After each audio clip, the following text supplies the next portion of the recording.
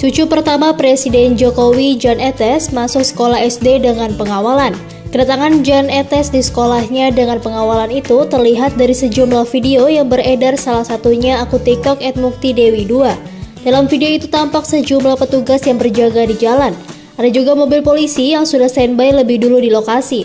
Sedangkan para guru dan tenaga pengajar juga sudah berbaris menunggu kedatangan Jan Etes. Nampak 3 mobil warna hitam datang dan berhenti di depan sekolah. Dari mobil paling depan, Jan Etes turun bersama ibundanya Selvi Ananda. Selvi pun menggandeng Jan berjalan masuk sekolah. Sedangkan sejumlah asisten yang mengawal Selvi pun nampak mengikutinya di belakang. Bahkan sejumlah wartawan yang sudah ada menyambut kedatangan Jan Etes serta Selvi Ananda. Sontak video kedatangan Jan Etes ini pun mendapat banyak komentar dari netizen.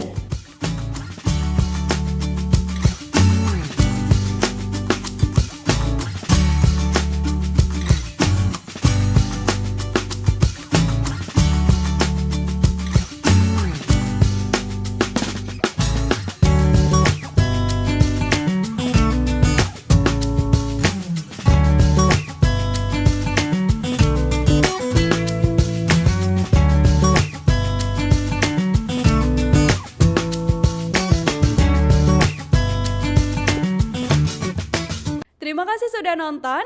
Jangan lupa like, subscribe, dan share ya.